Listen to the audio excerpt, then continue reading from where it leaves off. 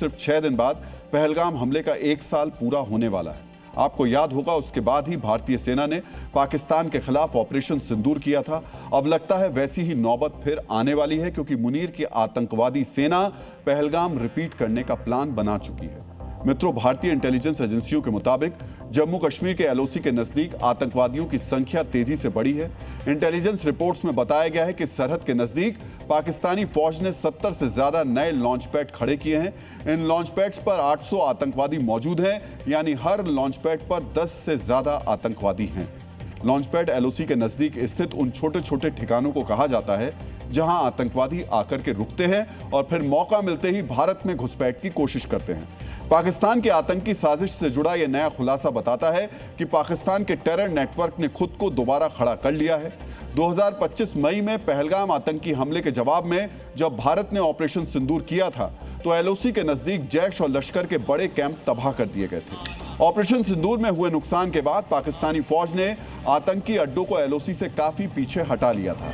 एक बार फिर बड़ी संख्या में आतंकवादियों की मौजूदगी ये बताती है कि मुनीर की कायर फौज दोबारा भारत में आतंकी हमलों की नापाक कोशिश कर रही है। इस खुलासे के साथ ही साथ अब हम आपको मुनीर की फौज के टेरर कैरेक्टर से जुड़ा एक और सच बताने वाले हैं।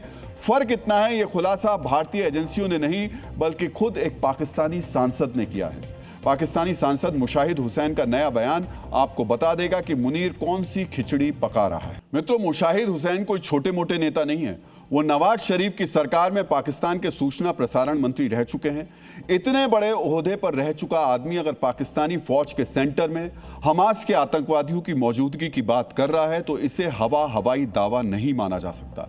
यह खुला सच है कि हमास को हमेशा पाकिस्तान से मदद मिलती रही है। हमास को जन्म देने वाले यासिर अराफात की फिलिस्तीन लिबरेशन ऑर्गेनाइजेशन के लड़ाकों को तो पाकिस्तानी फौज ने बाकायदा ट्रेनिंग भी दी थी। लेकिन हैरान करने वाली बात यह है कि अब गाजा में जब हमास की पूरी ताकत तकरीबन खत्म हो चुकी है तो मुनीर इन आतंकवादियों को पाकिस्तान क्यों लेकर आया है। मित्रों, अब हम एक एक करके मुनीर का पूरा प्लान डिकोड करने जा रहे हैं। 7 अक्टूबर 2023 का हमला करके हमास ने अपनी घुसपैठ करने की क्षमता साबित कर दी थी। घुसपैठ के इन्हीं दावपेचों को मुनीर लश्कर और जैश को भी सिखाना चाहता है। लेकिन मुनीर का सबसे बड़ा मकसद है हमास से जुड़े प्रोपोगेंडा को भुनाना,